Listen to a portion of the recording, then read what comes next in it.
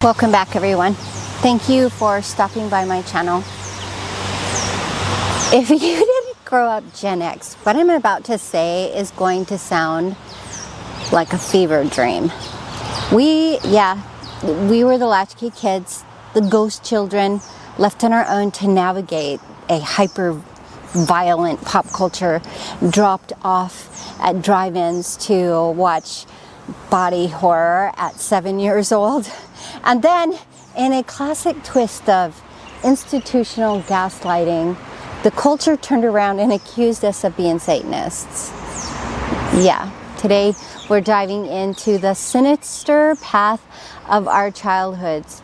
We're talking about how surviving the actual horror of the 70s and 80s turned us into the ultimate narrative-proof expats that we are. We survived the Satanic panic. If you've never heard of this, trust me, once you've survived a country's losing its mind over Dungeons and Dragons and backwards AC/DC tracks, you become entirely immune to modern hype, fear-mongering, and media cults. I'm in this beautiful, kind of creepy forest today to talk about the Satanic panic.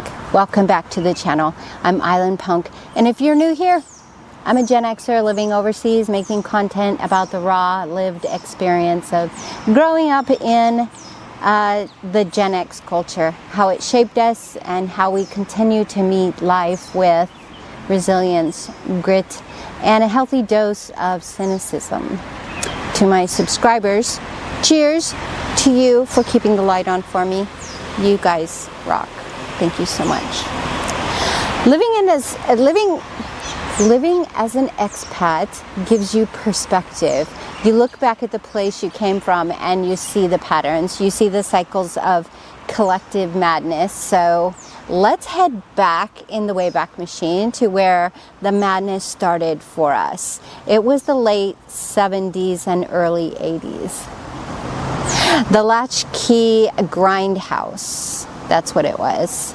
So let's be honest, our parents didn't give a shit about movie ratings. The movie rating system started in 1968, but to our parents, it was a suggestion. If they wanted to go to the drive-in, the kids came along.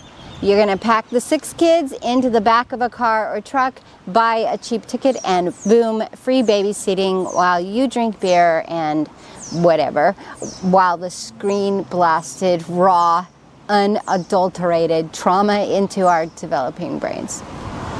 It was pure grindhouse culture. Cheap tickets, sensational posters, shocking content. Our parents weren't sitting around worrying about us being exposed to gore or occult themes or sexual content. Absolutely not. They were trying to get a break from us. Yes. Think about the timeline of what we were fed. 1973, The Exorcist, demonic possession as a cultural phenomenon.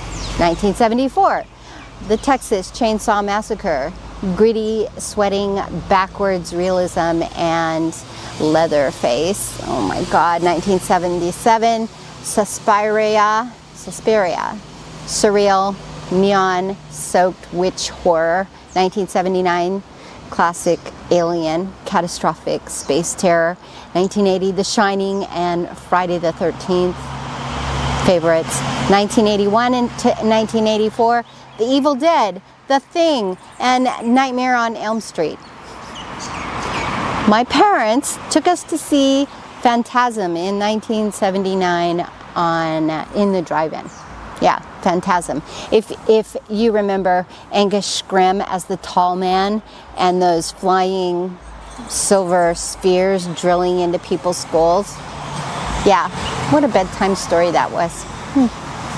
It wasn't just a slasher movie. It was a surreal, dimension-hopping dream kind of logic. We watched it, we shrugged, we went to sleep, and we walked ourselves to school the next morning. Well, So this is where it gets super weird. Let's combine horror movies with religion. What a weird time. Now, my parents weren't religious, but with 6 kids, if a local church was giving something away, or if there was a youth program that provided a few hours of free daycare while we were there. And ironically, that's where I saw the most deeply disturbing horror film of my childhood. It still gives me nightmares today. It wasn't Hollywood. It was a local country church that sponsored a viewing of the 1972 evangelical film called A Thief in the Night. Yeah. If you know, you know. It's a fundamentalist film about the rapture. It follows this young woman who wakes up to find her family gone, and she realizes she's been left behind and has to face execution by a guillotine under a totalitarian one-world government. Yes. They showed this to children. It was a psychological kind of terrorism disguised as youth ministry. Oh my God. It's designed to scare the hell out of teenagers so that they convert. It filled my night. It filled me with nightmares. Absolute dread for years. Honestly, I think my love for Stephen King came from trying to like combat that horrible with different horror. I was reading Stephen King maybe just to try and override the horror of those rapture movies. I think I saw more than one. So from this, we get the satanic panic, okay? So let's paint this picture. The culture feeds us a steady diet of Freddy Krueger, Leatherface, apocalyptic church trauma, and we are left unsupervised, learning how to survive on the streets, playing in the woods until the sun goes down or the street lights come on. And then the 1980s hit, and suddenly the adults look at us and decide, oh, wait a minute. We are the problem. We're the problem. No, not them, the kids. Enter the satanic panic. It started with a completely discredited book, 1980s, called Michelle Remembers, which pushed the idea of recovered memories of satanic ritual abuse. Then, at the same time, millions of mothers entered the workforce, and daycare centers boomed and childcare boomed, and instead of dealing with society's anxiety of family structures and changes, the culture looked for a scapegoat. And suddenly there were over 12,000 completely baseless allegations of underground satanic cults. And let's see, I'm thinking of the McMartin preschool trial, one of the longest, most expensive trials in US history. Destroyed lives, 0 convictions, and who got blamed? The kids, the teens, because of course they did. If you played Dungeons and Dragons, yep, you are entering an occult gateway. If you listen to heavy metal, Black Sabbath, Motley Crue, AC/DC, you were being brainwashed by backwards messages hidden inside the vinyl. Daytime talk shows and religious conferences were in a full-blown frenzy with this topic for years. Now, think of the hypocrisy. They left us in the woods to fend for ourselves, and then they called us Satanists because we listened to Highway to Hell. Amazing. But here's the payoff. Here is the Gen X superpower. We grew up inside a circus of institutional panic. We saw the media manufactured fear out of thin air. We saw our parents' generation, boomers, silent generation, fall for hype and narratives and cultural terrorism. We were inoculated against bullshit at such an early age. We developed a unique kind of mental resilience. When you look at the world today losing its absolute mind, whether it's corporate media cycle, political cults, yes, I'm talking about you, MAGA, or modern conspiracies like QAnon, Gen X has the ability to just step aside and let the shit go by. But, well, okay, sadly, not everyone lives up to their true abilities. You know who you are. We didn't buy into the panic because we've seen this movie before. Literally. We watched it at the drive-ins in the 70s and 80s. Is the reason a lot of us became expats or are moving towards the expat life?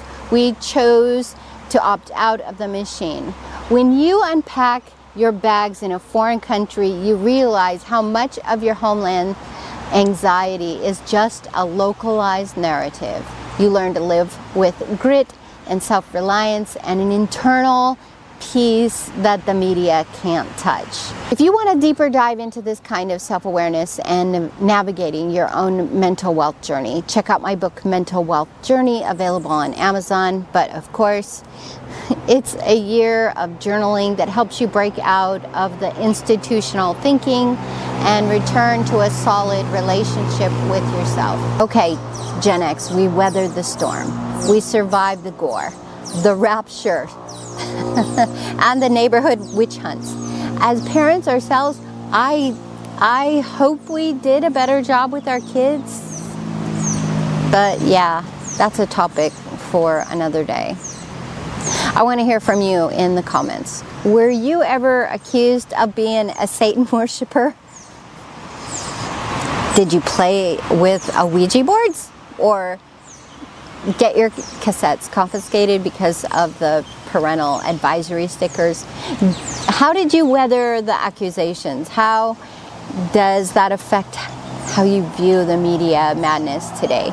Drop your stories below. I would love to read them. If you like this unfiltered, no bullshit look at the Gen X expat life, do me a favor and subscribe. Don't let the algorithm dictate what you watch. Join the rebellion. Or if you want to support the channel directly, hit the link below to buy me a coffee or subscribe to my Substack daily journal. It's free. All of it's free. I don't make any money. I'm poor. To my regular subscribers, thank you for keeping the light on for me out here. Until next time, lead, follow, or get out of the way.